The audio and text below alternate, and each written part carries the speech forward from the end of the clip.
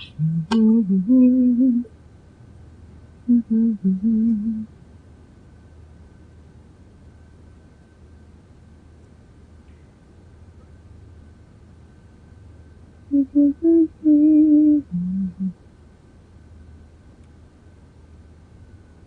बात है बिल्किस, खैरियत तो है? क्यों क्यों पूछ रहे हो? भाई बहुत गुनगुनाते हुए मुस्कुराते हुए कॉफी लेके आई हो। कोई ताना नहीं दिया, कोई झगड़ा नहीं, वरना तुम्हारे साथ एक कमरे में भी बैठना आसान काम नहीं है। आज तुम कुछ भी कहते रहो वकार, मैं बिल्कुल बुरा नहीं बनाऊंगी। आज मेरा दिल बहुत खुश है। खैरियत तो है? कोई खजाना तो हाथ नहीं लग गया तुम्हें? खुश होने के लिए कोई वजह होना जरूरी थोड़ी है वकार। इंसान ऐसे भी खुश हो सकता है, आखिर दिल की बात है। इसका मतलब बताना नहीं चाह रही? ऐसा ही समझ लो। वैसे भी मेरी खुशियों को बहुत जल्दी नजर लग जाती है, इस बार भी बताना नहीं चाह रही। लेकिन क्या? कल बताऊंगी और तुम भी बहुत खुश हो जाओगे और मान जाओगे मुझे। यार बिल्किस देखो, पता नहीं तुम्हारे दिल में क्या चल रहा है। कोई ऐसी ऐसी बात मत कर देना। पहले ही तुम्हारी वजह से घर में बहुत टेंशन है, बड़ी परेशानियां। हो गए ना शुरू, नहीं रह गया तुमसे। तुम्हें तो भरोसा ही नहीं है मुझ पे। हमेशा तुम्हें लगता है कि जैसे मैं गलती ही करूंगी, जैसे इस घर के सारे मसाइल मेरी वजह से। है तो सही। अच्छा, तुम कुछ भी कहते रहो, मुझे बुरा नहीं लगेगा।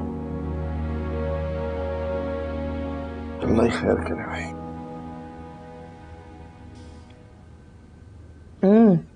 कितनी अच्छी कॉफी बनाई है मैंने।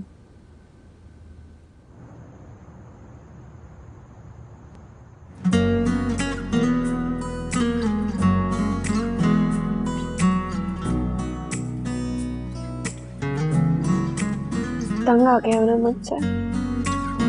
ठीक है, अगर ऐसा है तो बता दो, मैं चली जाऊंगी यहाँ से राबिया को लेकर। अब ऐसे चाहने वाले के इंतजार में हूँ, अब ऐसे चाहने वाले के इंतजार में हूँ, जो चाहतों में मेरी तरह दिल खुला रखे, जो चाहतों में मेरी तरह दिल खुला रखे। तुम सोए नहीं अभी तक?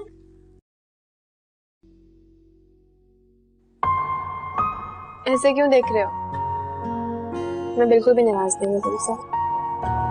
तुम्हें पता है, अभी हमारे हालात बुरे हैं, हम इसीलिए लड़ते रहते हैं। लेकिन तुम देखना, जब हमारे हालात अच्छे हो जाएंगे ना, तो हम बिल्कुल भी नहीं लड़ेंगे। कहाँ जा रहे हो? बाहर बैल्कनी में बैठने जा रहा। ख्याल में अजीब सी घुटन हो रही थी। जल्दी सो जाना। तुम भी आराम करो।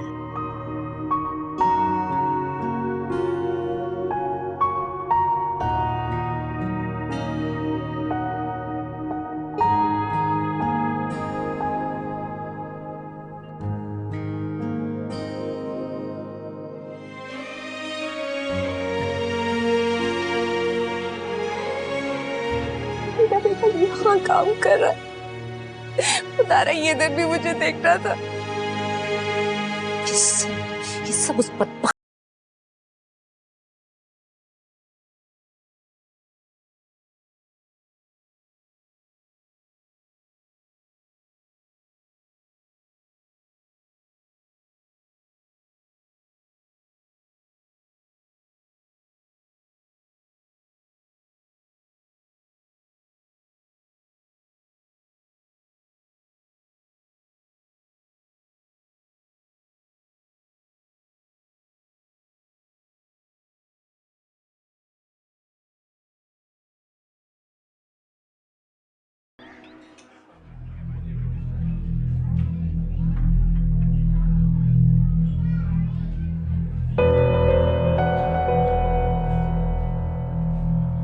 एक्सक्यूज मी, आप यहाँ काम करते? मैं मालिक हूँ यहाँ का। वो मुझे फैजान से मिलना है। वो यहाँ पे काम करता है ना, तो उसने कहा था कि वो मुझसे मिलेगा, वादा किया था। वो जा चुका है। आपको कोई गलत फहमी हुई होगी। अब उसने मुझे कहा था इस टाइम पे आने को, प्लीज चेक करें आप। नहीं, मैंने कहा ना कि वो जा चुका है। सुबह आया था हिसाब किताब करने के लिए, नौकरी छोड़ दी उसने। और ऐसे लड़के एक जगह टिकते गए, आज यहाँ कल वहाँ। वैसे आपसे कोई उधार तो नहीं ले गया? देखें, हमारी कोई जिम्मेदारी नहीं। उसके घर का किसी को पता है? आपकी तबीयत ठीक है ना? जरा पानी लेके आता हूँ आपकी। मैं उन्हें मुस्तकिल दुख दिए जा रहा हूँ यार नैना। पता नहीं वो कितनी उम्मीदें लेकर आई होंगी मुझसे मिलने। रात को सोई भी होंगी या नहीं। सुबह से पता नहीं क्या कर डाला होगा उन्होंने। मैंने क्या किया उनके साथ। तुमने गलत किया फैजी, तुम्हें जाना चाहिए था। तुम्हें पता है, सबसे पहला हक उनका है तुम पर। और क्या पता वो कोई अच्छा हाल निकाल कर लाई हो। तुम्हें ऐसा नहीं करना चाहिए था। तुम उनसे बहुत गलत उम्मीदें लगा रही हो। आज भी तुम उनके लिए नाकाबिले कबूल हो। तुमने बताया उनको राबिया के बारे में? तुम बताते हैं ना फैजी, तो देखते कैसी बेकरार होकर आ जाती वो। जिस घर में आज तक तुम्हारे लिए कोई जगह नहीं बनी, उस घर में राबिया को कौन कबूल करेगा यार? आज भी उस घर में तुम्हारे और तेरी बेटी की कोई जगह नहीं है। तुम जानना चाहती हो कि आज मैं उनसे मिलने क्यों नहीं गया? तो सुनो, अम्मी ने मुझे अपनी कसम दी थी। कहा था कि जब मैं आज उनसे मिलने के लिए आऊं तो तुम्हें तलाक देकर आऊं। वो सिर्फ और सिर्फ मुझे अपने साथ लेके जाना चाहती हैं। तुम और राबिया आज भी उनके नाकाबिले कबूल हो ना।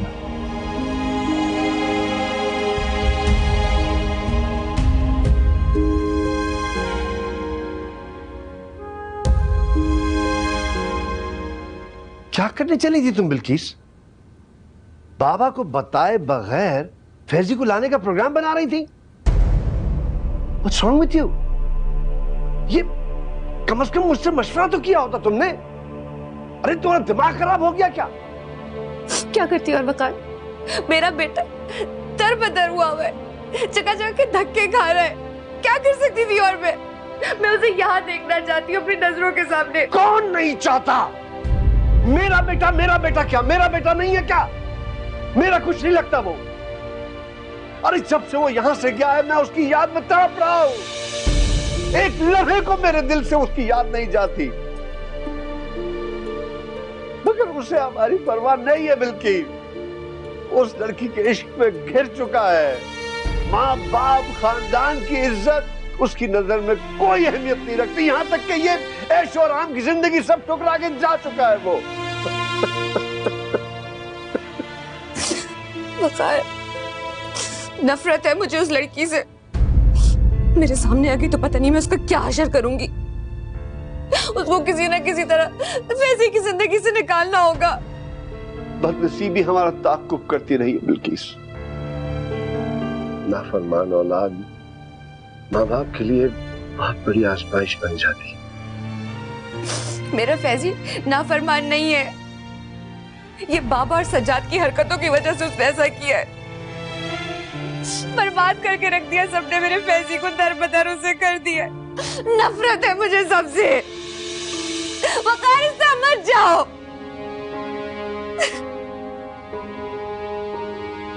आपा, अब आपको सानिया से खुलकर बात करनी पड़ेगी कि हम उसका रिश्ता वही से तय करना चाहते हैं। देखिए ना, पहले इतनी देर हो गई है और अब ज्यादा देर करने की कोई वजह भी नहीं बनती, और वही देर करने भी नहीं देगा। क्या मतलब है? वहीद जोर जबरदस्ती से शादी करना चाहता है और मेरी बेटी की मर्जी की कोई अहमियत नहीं है। अरे नहीं आपा, आप तो बिला वजह बुरा मान गई। अब ये सब बातें वहीद ने थोड़ी की हैं, वो तो मैं अपनी परेशानी में बोल गई। देखिए ना, हमारा घर तो पहले ही मुश्किलात में घिरा हुआ है। दो जवान लड़कियां हैं घर में और हम दो अकेली औरतें। कब तक इनकी हिफाजत करेंगे, इन्हें संभालेंगे? तुम्हारी फिक्र के सारी रात मुझे तो नींद ही नहीं आती। सरीना, अल्लाह मालिक है, तुम अपने दिमाग को ज्यादा मत थकाओ। मुझे अपने रब पर पूरा भरोसा है, इंशाल्लाह वो जो भी करेगा बहुत अच्छा करेगा। वैसे आपा मेरे ख्याल में तो सानिया को वही से अच्छा रिश्ता नहीं मिल सकता। आखिर बुराई क्या है उसमें सिवाय शादीशुदा होने के? और शादीशुदा होना हमारे मजहब में कोई बुराई नहीं है। दूसरी शादी की तो खुद इजाजत देता है हमारा मजहब। देखो जरीना, सानिया वहीद का नाम भी सुनना गवारा नहीं करती, शादी तो दूर की बात है। तुम बस रहने ही दो, मेरा दिल भी गवारा नहीं करता। मैं अपनी बेटी के साथ जोर जबरदस्ती नहीं कर सकती। तुम वहीद को साफ मना कर दो। साफ साफ कह देना कि आपको अपने मरे हुए भाई की ख्वाहिश का कोई एहतराम नहीं है। उन्हीं की ख्वाहिश थी ना कि सानिया ऐश करे, आलीशान घर में रहे, लेकिन नहीं, आपको तो उस बच्ची की बातों पर यकीन है। उससे क्या पता कि जिंदगी किस तरह गुजारी जाती है, लेकिन नहीं, उसी की बात मानेंगी। अपने मरे हुए भाई की तड़पती रूह का एहसास नहीं। करें जो मर्जी आपकी। अरे कौन आ गया? सारा काम मुझे ही देखना पड़ता है। आ रही हूँ।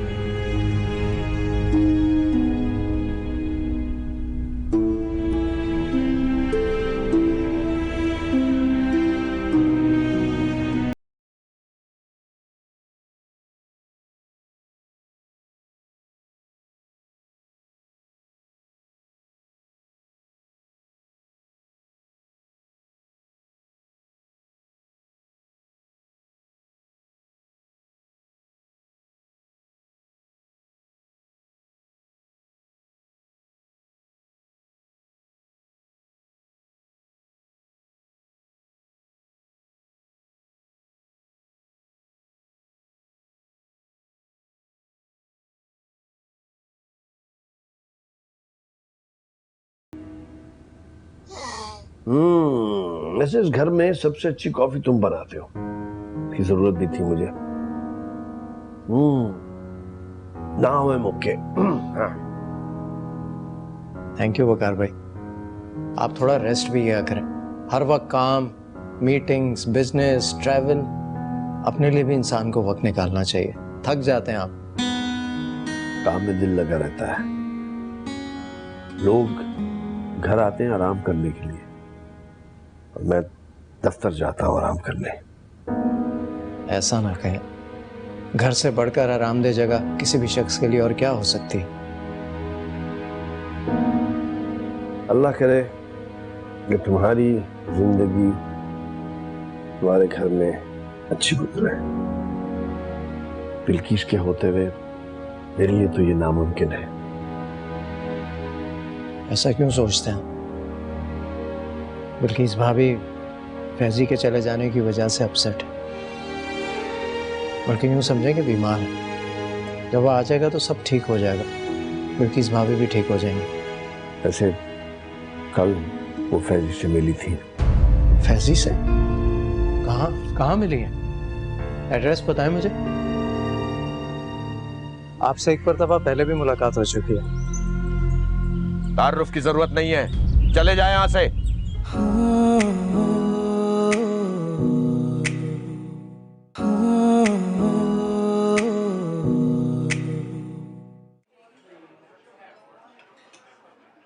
अस्सलाम वालेकुम।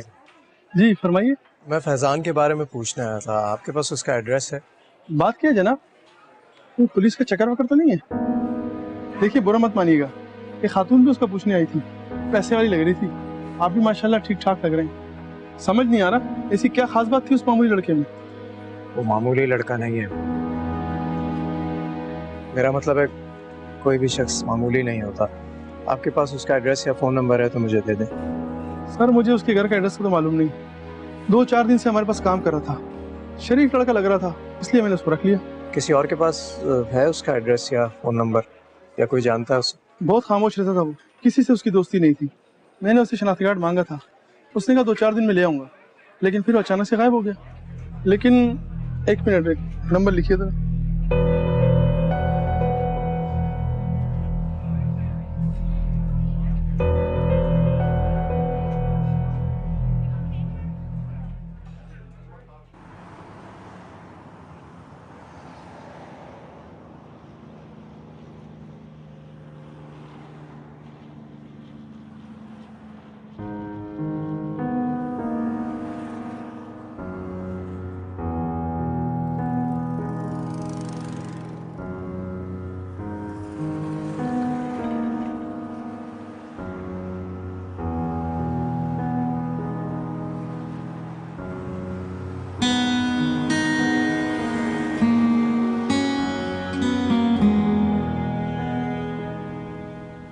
तुमने अपना नंबर चेंज किया?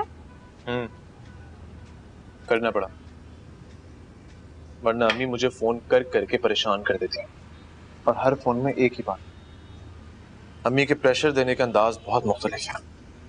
जब तक अपनी बात मनमान नहीं लेती ना, तब तक पीछे पड़ी रहती है। और तुम मान लोगे उनकी बात? जिन हालात से हम गुजर रहे हैं ना, इन हालात में मैं कोई भी दावा करने से डरता हूं। अच्छा, मालिक मकान आया था, 15 दिन रह गए हैं बस। पता है मुझे, क्या करूं यार।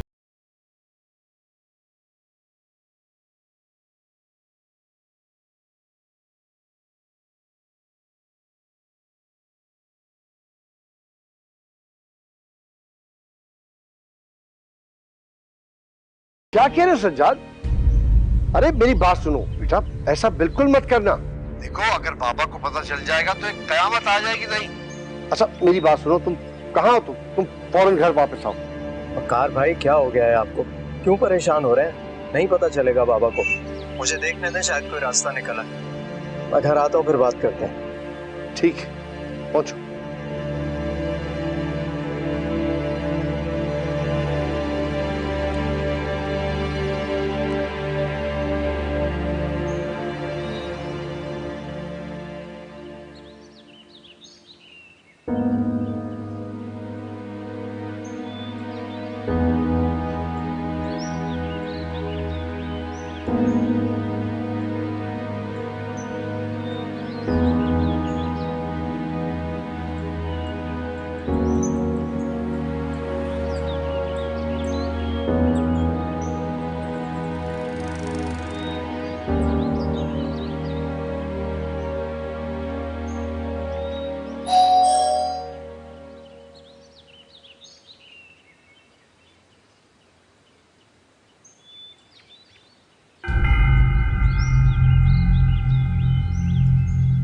अस्सलामुअलैकुम वाकिर साहब, मैं सज्जाद हूँ, फैजान का चचा।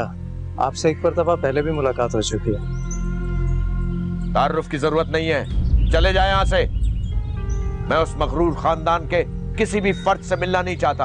अब क्या तुम्हारे हाथों जिल्लत ने की हमारी? आपका गुस्सा बिल्कुल बजा है, लेकिन मुझे आपके सिर्फ चंद मिनट चाहिए, इससे ज्यादा वक्त नहीं लूंगा। मैंने कहा ना, मुझे तुमसे कोई बात नहीं कर, क्योंकि बात सिर्फ इंसानों से की जाती है। और तुम जिस खानदान से ताल्लुक रखते हो, उसका कोई भी फर्द इंसान कहलाने के लायक नहीं है। गलती हो गई मुझसे, मुझे तुम्हारे लिए दरवाजा ही नहीं खोलना चाहिए था। वाकिर साहब, मुझे सिर्फ फैजान का एड्रेस चाहिए। आप तो जानते होंगे वो आजकल कहाँ रह रहा है। मुझे कोई दिलचस्पी नहीं है उन लोगों में, ना ही मैं उन लोगों की शक्ल देखना चाहता हूँ। और सुनो, मैं कसम खा सकता हूँ, ना ही मैंने उनका घर देखा है, ना ही कभी गया उस घर में। अब तसल्ली हो गई तुम्हारी?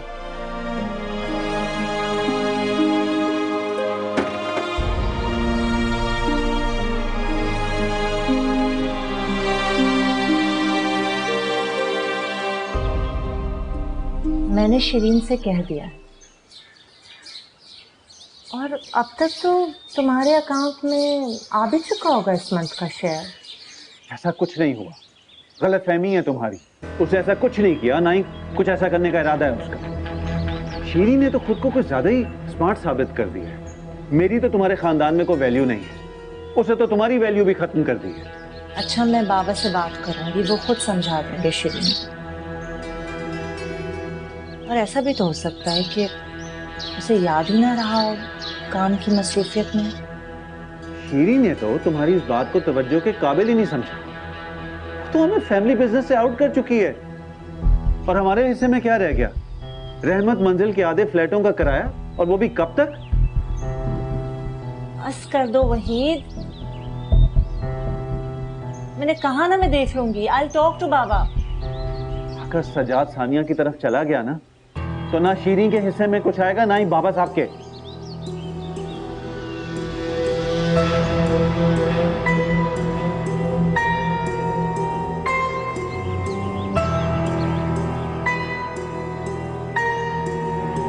हिम्मत देखी तुमने उस लड़के की? मुंह उठाया और मेरे पास चला आया है, मुझसे पूछ रहा है कि फैजी कहाँ है, जैसे फैजी को हमने छुपाया है। जाओ ढूंढ लो खुद जाकर। और हम इतने बेगैरत लोग हैं कि इतनी बेइज्जती होने के बाद भी फिर ये काम करेंगे। पता नहीं क्यों बाकिर साहब, मुझे लगता है मैंने इससे पहले कहीं देखा है। अरे बिल्कुल देखा है, पूरा खानदान नहीं आया था जब नैना के रिश्ते के लिए, तो ये भी वहां था। वही हमारी जिंदगी का पहला और आखिरी जिल्लत का दिन था। सज्जाद नाम था उस लड़के का। नहीं बाकिर साहब, तब नहीं। उस दिन तो घबराहट इतनी तारी होगी थी, मुझे कुछ याद नहीं है, लेकिन इसको मैंने कहीं और जरूर देखा है। अरे भाड़ में गया, मत करो याद, मेरा तो वैसे भी खून खोल रहा है। आप उसे कुछ देर के लिए रोक लेते, मैं उसे पता समझा देती।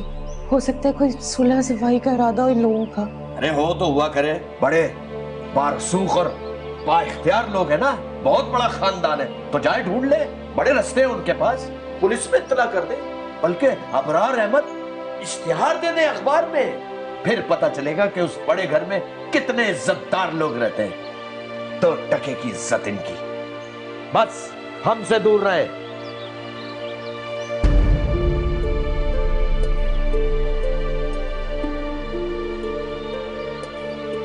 क्या समझते हैं अपने आप को?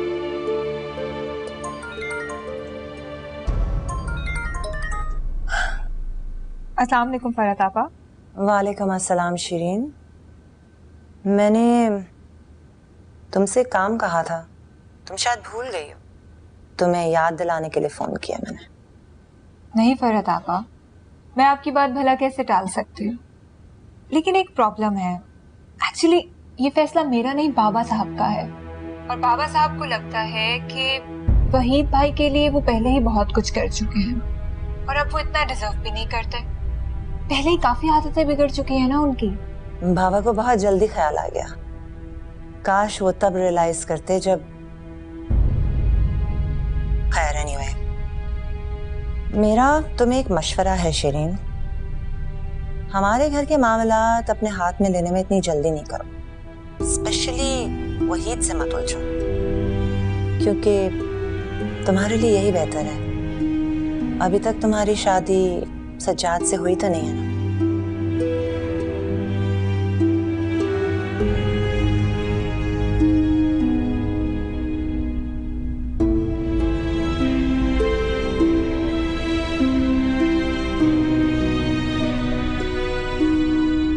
बाबा साहब। सानिया, मैं छोड़ देता हूँ तुम्हें। नहीं, मैं चली जाऊंगी, यहाँ पास से मुझे रिक्शा या बस मिल जाएगी। आज शहर में स्ट्राइक है, रिक्शा टैक्सी कुछ नहीं मिलेगा। मैंने कहा ना मैं चली जाऊंगी। थोड़ी देर में अंधेरा हो जाएगा, अपना नहीं तो अम्मा का ख्याल करो, लेट होगी तो वो परेशान हो जाएंगी। आओ।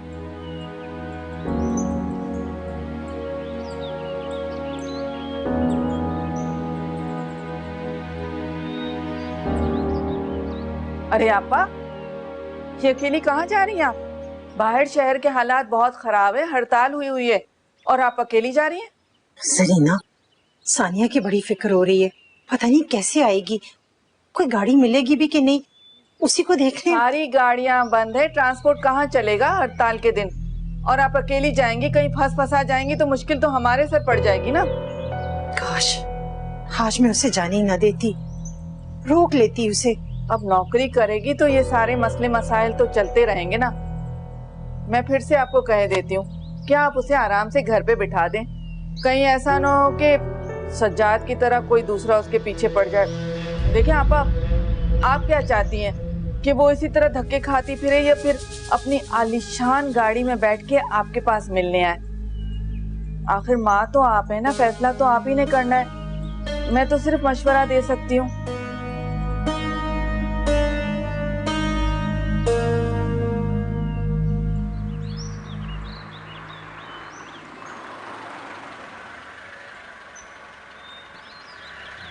शुक्रिया। मेरी बात मानने का शुक्रिया। अगर देर हो जाती तो अम्मा परेशान होती, सिर्फ इसलिए आई हूँ आपके साथ। मुझे तुमसे कुछ कहना है सानिया। ये फरहत को क्या हो गया वकार? वो बार बार शिरीन से उलझने लगी है, जो कहना है मुझसे कहे। मुझे तो यकीन नहीं आ रहा कि वो शिरीन के मुकाबले में वहीद की हिमायत कर रही है। उस आदमी की जिससे वो शादी तक करने के लिए राजी नहीं थी, याद है ना? बाबा, हो सकता है कि फरहत की कोई मजबूरी हो, क्योंकि मैं अपनी बहन को अच्छी तरह जानता हूं। उसे रुपए पैसे में कोई इंटरेस्ट नहीं है। और ऐसे सच पूछे ना, शीरीन की डिसीजन मुझे तो बिल्कुल अच्छी नहीं लगी। देखो शीरीन जो भी कर रही है ना, हमारी फैमिली की बेहतरी के लिए कर रही है। वहीद को बहुत कुछ दिया जा चुका है, अब एक लाइन खींचनी होगी उसकी एक हद मुकर्रर करने के लिए। और हाँ देखो, शीरीन से तुम कुछ मत कहना, मैं नहीं चाहता कि उसके किसी फैसले को बदला जाए। और हाँ बकार ऐसा करो कि मिसेस हसन को फोन करके इनवाइट कर लो और बता दो कि शीरीन भी यहाँ आ रही। मुद्दत के बाद इस घर के सन्नाटे खत्म होते महसूस हो रहे हैं। कहते हैं खुशी दूसरी खुशी का हाथ थाम कर साथ लेकर आती है। क्या खबर शीरीन की आमद के साथ हमारे घर में भी खुशियों का तांतों बदना शुरू हो जाए। मैं अपनी सफाई पेश नहीं कर रहा हूँ सानिया, लेकिन कभी कभी मजबूरी इंसान को अपनी ही नज़रों से गिरा देती है। बहुत बोझ है मेरे दिल पर। तुम खामोश क्यों हो? कुछ तो कहो। बाज़ लोगों के लिए अल्फाज अपने मतलब और मायने खो देते हैं, फिर उन्हें किसी भी बात से कोई भी फर्क नहीं पड़ता। मुझे भी नहीं पड़ता। जानती हो इस वक्त मेरे दिल पर सबसे बड़ा बोझ क्या है? यही कि मैंने तुम्हें तुम्हारे मसाइल के बीच में बिल्कुल अकेला छोड़ दिया। आपको मेरी फिक्र करने की कोई ज़रूरत नहीं है। मेरी प्रॉब्लम्स मेरी जिम्मेदारी है और मैं इन्हें निभा सकती हूँ। उस पर बस आप एक मेहरबानी करें, शीरीन को कभी नाराज़ मत होने दीजिएगा। उनकी नाराज़गी मेरे लिए बहुत बड़ी मुसीबत बन जाती है। मैं चलती हूँ। खुदा हाफ़िज़।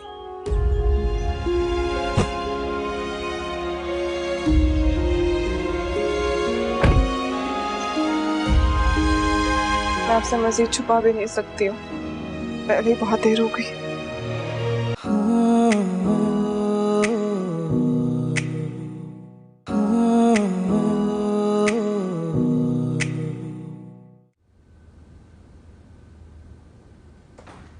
शीरी, अम्मी मेरे सर में दर्द हो रहा है, बाद में बात करें। वकार का फोन आया था, उन लोगों ने इनवाइट किया है।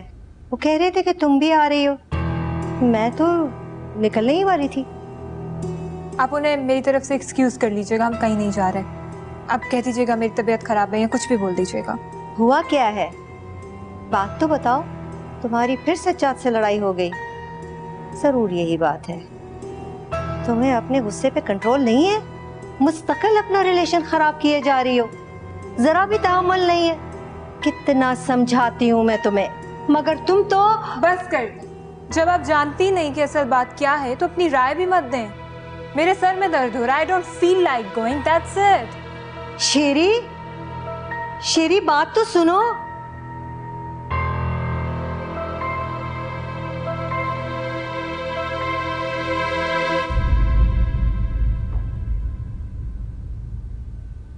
सजाद। अस्सलामुअलैकुम बाबा। वालेकुम सलाम। अच्छा हुआ तुम आ गए, मैं तुम्हारा इंतजार कर रहा था। वो शीरीन को तुम साथ लेकर नहीं आए? बाबा शीरीन तो मेरे साथ नहीं थी, मैं समझ रहा था वो घर चली गई होगी। कोई काम था आपको? उन लोगों को आज हमारे साथ डिनर करना था और मिसेस हसन को तो वकार ने इनवाइट भी कर लिया है। अभी आते ही होंगे वो लोग। बाबा, मिसेस हसन का फोन आया था।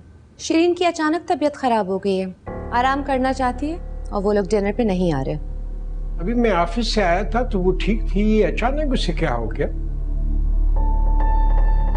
पता नहीं, आगे आगे देखिए होता है क्या। वैसे सजाद, तुम्हें शीरीन को साथ लेकर आना था। वैसे भी शहर के हालात आजकल ठीक नहीं है। बाबा असल में वो मैं सानिया को छोड़ने चला गया था, वो बिल्कुल अकेली थी और उसके पास कन्वेंस भी नहीं थी। फिर शहर के हालात भी आप जानते हैं। कोई कन्वेंस नहीं थी, लेकिन उसके लिए तो ऑफिस की गाड़ी तो थी ना। आज वो भी खराब है क्या? इसी बारे में आपसे बात करनी थी बाबा। हाँ चलो बात करते हैं।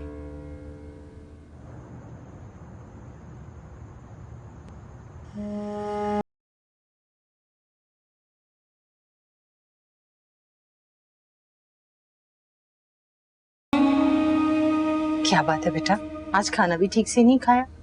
तबीयत तो ठीक है ना तुम्हारी? मुझे तो बहुत फिक्र हो रही है।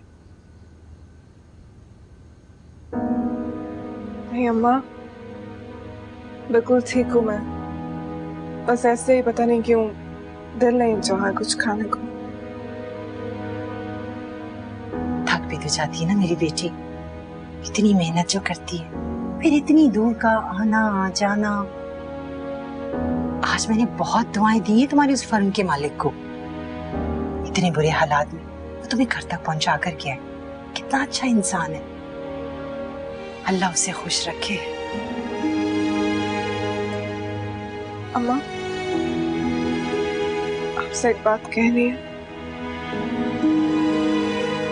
आपको सुनकर बहुत बुरा लगेगा, लेकिन मैं आपसे मजीद छुपा भी नहीं सकती हूँ। पहले ही बहुत देर हो गई। सानिया, ऐसा क्या है? कहीं कोई बड़ी गलती तो नहीं कर ली तुमने? मुझे सज्जाद साहब छोड़ कर गए। मैं उन्हीं के ऑफिस में जॉब कर रही हूँ नर्सेज से।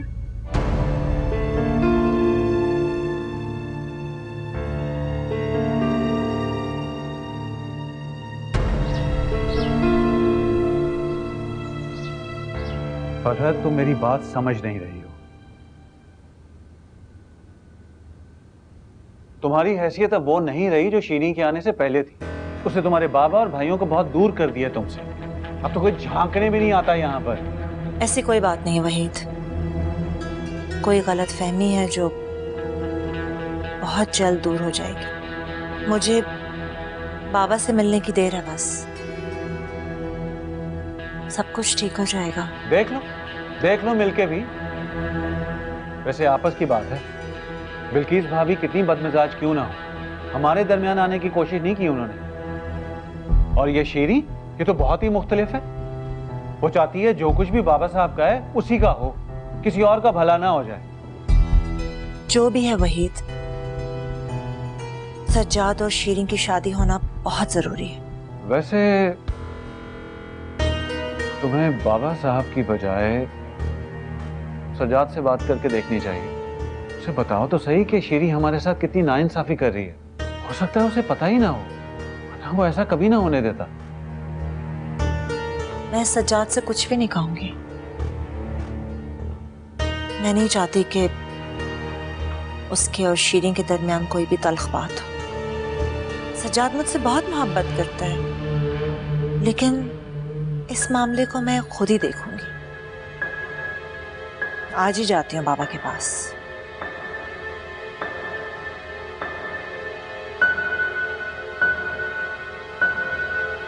कोई जरूरत नहीं है तुम्हें ऑफिस जाने की, छोड़ दो ये नौकरी।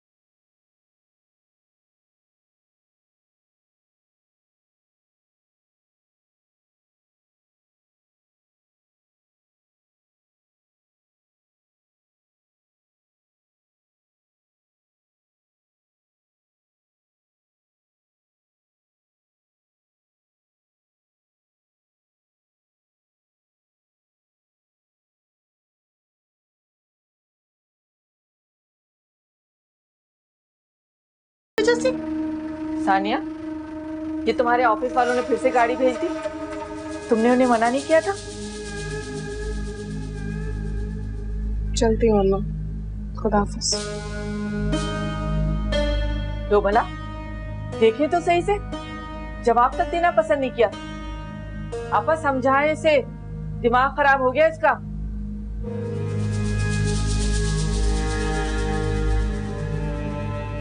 सानिया के लिए वैन कार्ड मैंने दिया था, सज्जाद नहीं। तुम बेकार गुस्सा हो रही हो बेटा। लेकिन बाबा, इसकी जरूरत क्या थी? वैसे भी सानिया ने इसके लिए कोई ऑफिशियल एप्लीकेशन तो नहीं दी थी। अब उसकी जरूरत भी नहीं है। वैसे भी हमने स्टाफ वैन्स की तादाद बढ़ाने का फैसला किया है और ये फैसिलिटी सबके लिए होनी चाहिए। ठीक है, जैसा आप मुनासिब समझें। सजाद ने मुझे कहा था कि सानिया को कल खुद छोड़कर आया था उसके घर। शहर में हड़ताल की वजह से हालात भी ठीक नहीं थे और ऑफिस वैन भी जा चुकी थी। वैसे हमारे ऑफिस में काम करने वाले सब ही हमारे लिए अहम होने चाहिए और सानिया बहुत अच्छी बच्ची है, मैं उसकी बहुत कदर करता हूँ।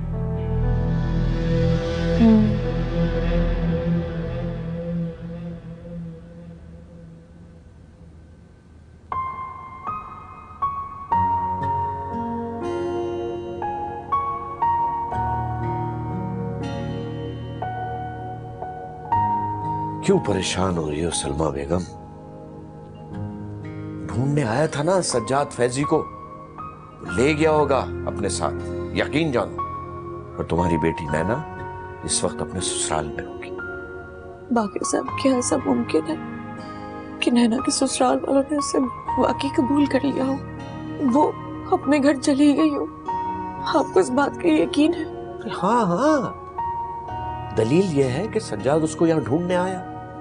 और वैसे भी इस बात को समझने की कोशिश करो कि फैजी इकलौता पोता है अबरार अहमद का। ये सब ड्रामेबाजी है। कैसे दस्तबरदार हो सकते हैं वो अपने पोते से? सलमा बेगम, ये दादा और पोते की अना की जंग है और इस जंग में हम दोनों मियां बीवी गरीब कैसे पिसके रह गए। हमारी खैर है बाकी सब,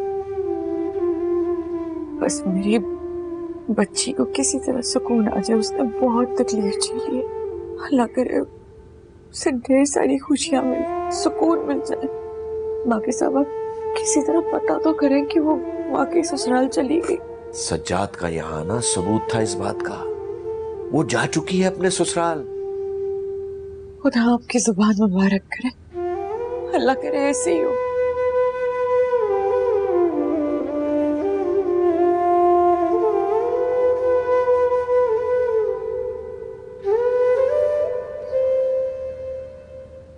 फैजी, सुबह ही सुबह मालिक मकान फिर आया था और कह रहा था कि हमारे पास अब 4 दिन बचे हैं। मैंने बहुत मिन्नतें की उससे कि हमें यहाँ रहने दे, हमारे पास कोई और ठिकाना नहीं है। मुझे नहीं लगता कि अब वो मानेगा। तुम्हें क्या जरूरत थी उसकी मिन्नतें करने की? तुमने क्यों की उसकी खुशामद? मैं वहां सो रहा था अंदर, मरा नहीं था। मुझे उठा देती आके तुम क्यों इस तरह की बातें कर रहे हो फैजी? मैं जानती हूँ कि तुम्हें सारी रात नींद नहीं आती, तुम सोए सुबह। बस नैना, तुमने मेरी इज्जत उसके सामने तो कौड़ी की कर दी। वो क्या सोचता होगा कि फैजी अंदर छुप कर बैठ गया और रहम की भीख मांगने के लिए अपनी बीवी को आगे भेज दिया उसने। तुम्हें क्या हो गया फैजी? क्यों गुस्सा कर रहे हो तुम? जो भी प्रॉब्लम्स हैं हम मिलकर फेस कर रहे हैं, इसमें मेरा क्या कसूर है? हाँ, सारा कसूर तो मेरा है ना, सारी गलती मेरी ही है। मैं पागल हो गया हूँ ना, छोटी छोटी सी बातों पे लड़ने लगा हूं तुमसे। तो फिर तुम एक काम क्यों नहीं करती? अपनी इस मुसीबत को लो और चली जाओ यहाँ से। चली जाओ अपने उस बाकर साहब के घर पे, बहुत खुश होंगे वो तुम दोनों को देखकर ना, बहुत इत्मीनान सुकून मिलेगा उन्हें। तो चली जाओ, जाओ। परेशान करके रख दिया मुझे भी।